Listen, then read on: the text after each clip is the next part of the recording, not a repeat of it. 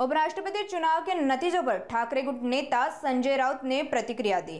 राउत ने मीडिया से बात करते हुए कई गंभीर आरोप लगाए। साथ ही राउत ने देवेंद्र फडणवीस को भी अपना पक्ष रखने की सलाह दी। वहीं शिंदे गुट पर हमला बोलते हुए उन्होंने नई मुंबई और ठाणे में नेपाल स्टाइल क्रांति का इशारा भी दिया। संजय राउत का बयान आज कई मायनों में गंभीर इशारे दे गया। एनडीएचे उमेदवार सीपी राधाकृष्णन जे महाराष्ट्राचे राज्यपाल आहेत ते उपराष्ट्रपती पदाच्या निवडणुकीमध्ये विजयी झाले। त्याबद्दल आम्ही त्यांचे अभिनंदन करतो। आमचे उमेदवार सीपी बी सुदर्शन रेड्डी यांनी निवडणूक अत्यंत चांगल्या पद्धतीने त्यांनी निवडणूक लढले। विरोधी पक्षाची एकजूट दिसली। जगदीप धनखड यांना मिळालेली मतं तेव्हा 75%, बरं, आणि आता राधाकृष्णन यांना मिळालेली मतं यात प्रचंड तफावत आहे। आमच्या उमेदवारांना 300 मतं मिळाली। आमची साधारण 314ची ताकद होती। समस्त विरोधी पक्ष 314, 15 मतं अवैध ठरवली आणि ती मतं इंडिया आघाडीला मिळणारी होती हे स्पष्ट झालं। ती मतं इंडिया आघाडीला मिळणारी होती, पण शेवटी निवडणूक निर्णय अधिकारी जे असतात ते कोणाचे असतात हे आपल्याला माहिती आहे। जसं महाराष्ट्रातल्या विधानसभा लोकसभा निवडणुकीत झालं तसं तिकडे होऊ शकतं। ही 15 मतं, त्या 15 मतांवरची जी खूण होती ती इंडिया आघाडीचे उमेदवार सुदर्शन रेड्डी यांच्यासमोर केलेली खूण होती आणि ती मतं अवैध ठरवली काही कारणानं। त्यानंतर आता आपण म्हणता की क्रॉस शूटिंग झालं आहे, 10-12 काय असेल ते झालं असेल। साधारण ज्याच्या हातात सत्ता आहे, प्रचंड ताकद आहे, पैसे आहेत, त्यांना फक्त 10 मतं तिकडे तिकडे करता आली आणि ही 10 मतं कोणती असावी त्याचा साधारण आम्हाला अंदाज पहिल्यापासून होता। आम्ही नाराज नाही, आम्ही निराश नाही, आम्ही लढलो आणि 300च्या आकडावरती आम्ही थांबलो। हा आकडा लहान नाही। संसदेत 300 हा विरोधी पक्षाचा आकडा एकत्रित हा लहान नाही, हा सुद्धा आकडा मोठा आहे। आणि त्यांना मिळालेली मतं जी आहेत 452, 457, त्यांना एरवी मिळणारी अनेक मतं आहेत। बिजू जनता दलाची आहेत, अकाली दलाची आहेत, KCR पक्षाची आहेत। हे लोक तटस्थ राहिले। हे त्याच दहशतीमुळे आणि भीतीमुळे ज्यांनी आम्हाला या वेळेला मतदान करण्याचा विचार केला होता या सगळ्यांनी, पण शेवटी म्हटलं ना, भय, दहशत, सत्तेचा गैरवापर या गोष्टी झाल्या तरी निवडणूक उत्तम झाली। आता नवीन उपराष्ट्रपतींवरती जबाबदारी आम्ही देणार आहोत, ती म्हणजे पूर्व राष्ट्रपती धनखड यांचा शोध घेण्याची। राज्यसभा सुरू झाल्यावरती आम्ही हा मुद्दा उपस्थित करू की नवीन राज्यपालांच्या अधिकारामध्ये एखादी SIT स्थापन करता येईल का, की कहाँ गए पूर्व उपराष्ट्रपती। कोणी म्हटलं ते आता हरियाणातल्या एखाद्या फार्म हाऊसवर आहेत, अन्य आहेत। जोपर्यंत त्यांचं सार्वजनिक दर्शन होत नाही आणि इतके दिवस त्यांना कोठे डांबून ठेवलं होतं ते स्पष्ट होत नाही, तोपर्यंत ते गायब आहेत असंच आम्ही गृहीत धरतो। संविधानाचं रक्षण करण्यासाठीच नवीन उपराष्ट्रपती जर आले असतील तर आपले पूर्व उपराष्ट्रपतींचं काय झालं हे राज्यसभेला माहिती देण्याचं काम त्यांची जबाबदारी त्यांची आहे। राऊत साहेब, तुम्ही एक विधान केलं की विरोधी पक्षाची एकजूट दिसली, हे एक, आणि दुसरं असं म्हणालात की जी मतं फुटली त्या बाबतीत आम्हाला काही मतं फुटतील असा अंदाज होता। नाही, मतं फुटतील असा अंदाज नाही। काही मतांच्या संदर्भात जो संशय होता, आणि हा संशय देशभरातला आहे, तो काय एका राज्यातला नाही ना। संपूर्ण हे इतकं मोठं देश आहे आणि देशामधले इतके खासदार आहेत, प्रत्येकाची प्रत्येकाला माहिती असते। कोणी कोणाला फोन केलेत, कोण कोणाला भेटलेला आहे, कोणी कोणाला चहाला बोलवलेलं आहे। हां, त्यांच्याकडे पेगासिस असेल आमच्याकडे बरंच काही ॲक्सेस असतात ना. नाही, पण राऊतसाहेब त्यात शिंदे शिवसेनेचे खासदार किंवा नेते असं म्हणतात की महाराष्ट्रातून मतं कुठली अजिबात नाही. शिवसेना युबीटीची 5, एनसीपीची 2 असाही दावा केला जातो. नशीब ते शिवसेना माननीय उद्धव ठाकरे पक्षाची 25 मतं फुटली असं बोलत नाही आणि पवारसाहेबांची 27 मतं फुटली असं बोलत नाही. असं विधान करणाऱ्यांचा मेंदू गुडघ्यासुद्धा नाही, त्यांना मेंदूच नाही. हे कोण लागून गेलेत आमची मतं फोडणारे? हे तुम्ही निष्ठावंत जे राहिलेत आमच्या पक्षामध्ये ताकदीनं, त्यांचा अपमान करताय सगळ्यांचा. निष्ठा या शब्दाचा अपमान आणि कलंक लावणारे हे लोक आहेत. हे जे बोलत आहेत कोणी, आज स्वतः विकले गेले, स्वतः शरण गेले, स्वतःचा स्वाभिमान गहाण पडला, स्वतः गुलामी पत्करतायत आणि इतरांवरती शिंतोडे उडवत आहेत. हे जे कोणी लोक आहेत शिंदे गटाचे वगैरे, त्यांना सांगा जाऊन फार शहाणपणा करू नका.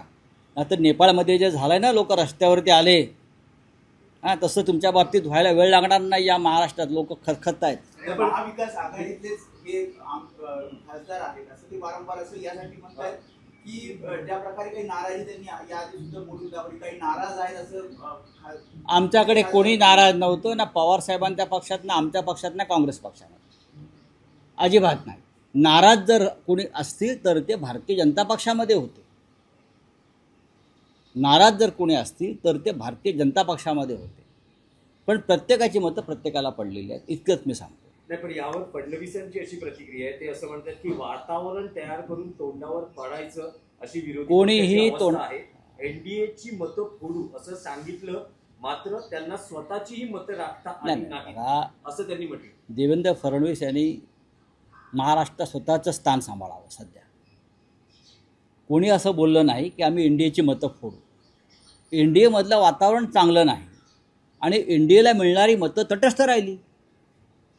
एनडीएला एरवी मिळणारी बीजेडीची मतं, बिजू जनता दलाची मतं, त्यानंतर अकाली दलाची मतं, केसीआर पक्षाची मतं, ही तटस्थ का राहिली याच्याविषयी बोला. जी तुम्हाला मिळणारी कायम संसदेच्या प्रत्येक मतदानामध्ये गेल्या अनेक वर्षामध्ये सर्व मतं भारतीय जनता पक्षाला पडलीत. अनेक कृषल बिलं जेव्हा आली, अनेक, तेव्हा ही सगळी मतं भारतीय जनता पक्षाच्या बाजूने पडली.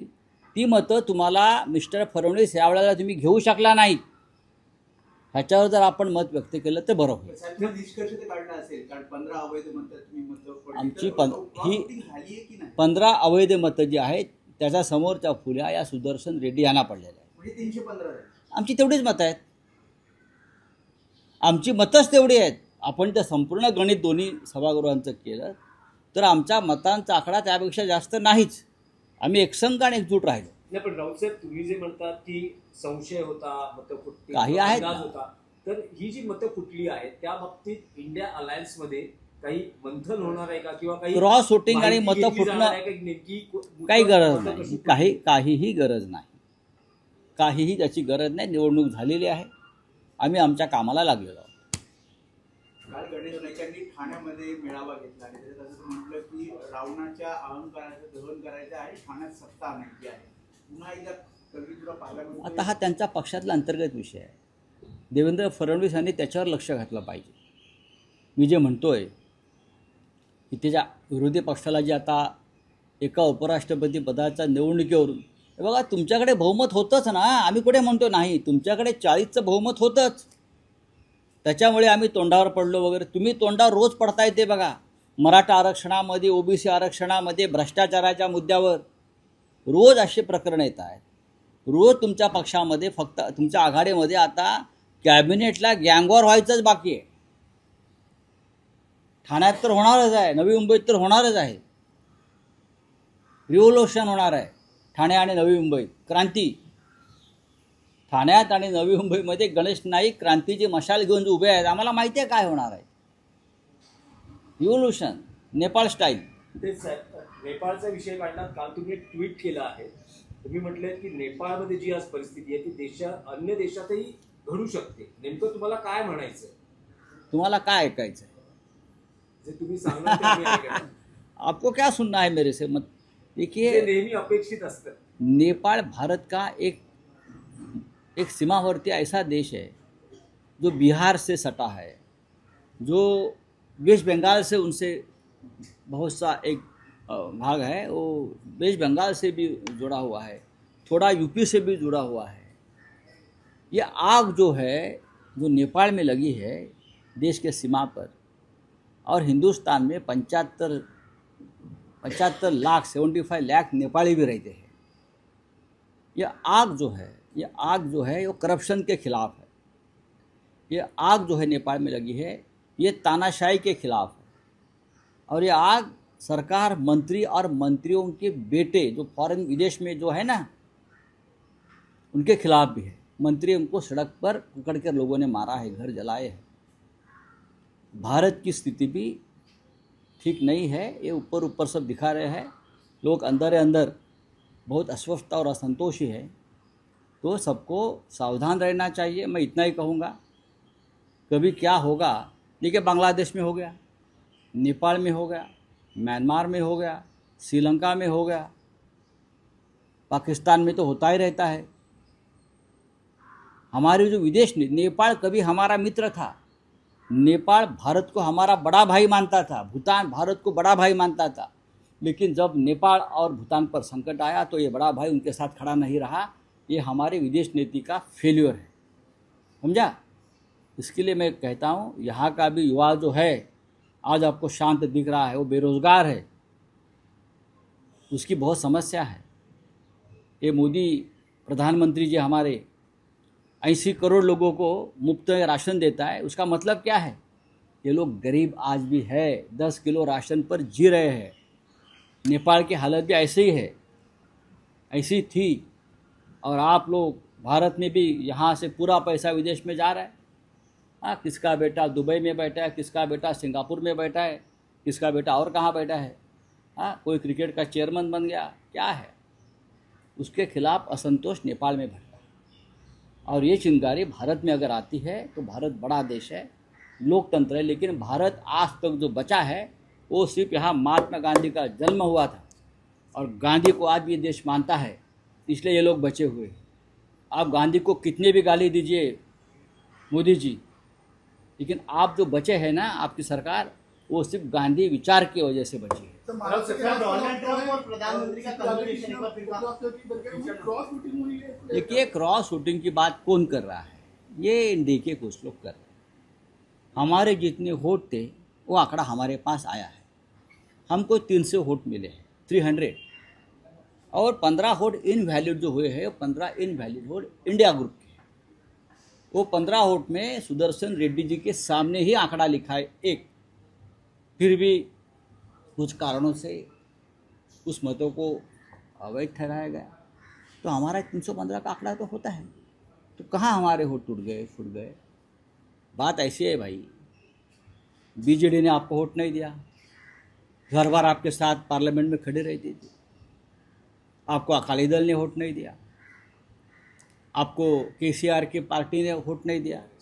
क्यों नहीं दिया? ये तो आपके साथ हमेशा पार्लियामेंट में खड़े रहते थे, हर बिल पर, हर चर्चा पर, हर मतदान पर। लेकिन इस बार ये लोग तटस्थ रहे, ये भी एक बड़ी बात है।